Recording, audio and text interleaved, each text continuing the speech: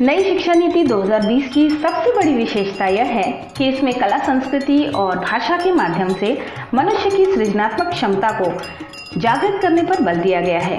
भाषा केवल अभिव्यक्ति का माध्यम ही नहीं, वरन किसी भी राष्ट्र के स्वाभिमान तथा उसकी प्राचीन संस्कृति की संवाहिका भी होती है। राष्ट्रीय शिक्षा नीति 2020 में पहली बार भाषा की ताकत को पहचान कर हिंदुस्तान को अपनी वाणी दी गई है।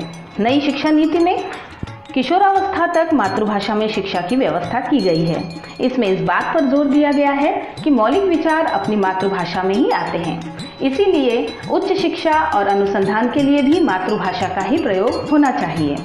नई शिक्षा नीति में सभी भारतीय भाषाओं के संवर्धन को ध्यान में रखते हुए सुझाव दिया गया है कि भाषाओं के शब्द भंडार लगातार अपडेट होते रहें, कविता, उपन्यास, पत्र पत्रिकाओं का प्रवाह बना रहे।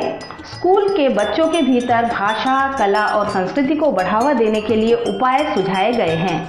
बहुभाषिकता को प्रोत्साहित करने के लिए त्रिभाषा फार्मूला के क्रियान्वयन, मातृभाषा, स्थानीय भाषा में शिक्षण, अधिक अनुभव आधारित भाषा शिक्षण, कलाकारों और लेखकों को स्थानीय विशेषज्ञता के विभिन्न विषयों में विशिष्ट प्रशिक्षकों के रूप में सभी विद्यालयों से जोड़ने पर बल दिया गया है। देश की प्राचीन संस्कृत भाषा की प्रगति के लिए भी इसे मुख्य धारा में लाने के लिए इस भाषा के महत्वपूर्ण योगदान तथा विभिन्न विधाओं एवं विषयों के साहित्यिक, सांस्कृतिक महत्व और वैज्ञानिक प्रगति के चलते इस भाषा को उच्च शिक्षा संस्थानों में ज्ञान विज्ञान की भाषा के रूप में प्रयोग करने का सुझाव दिया गया है। संस्कृत विश्व की सबसे समृद्ध भाषा है। इसमें शब्द संख्या 10 करोड़ है। संस्कृत भाषा के महत्व को ध्यान में रखते हुए इस भाषा को पाठशाला और विश्वविद्यालय तक सीमित न रखकर इसे मुख्य धारा में लाने का संकल्प लिया गया है।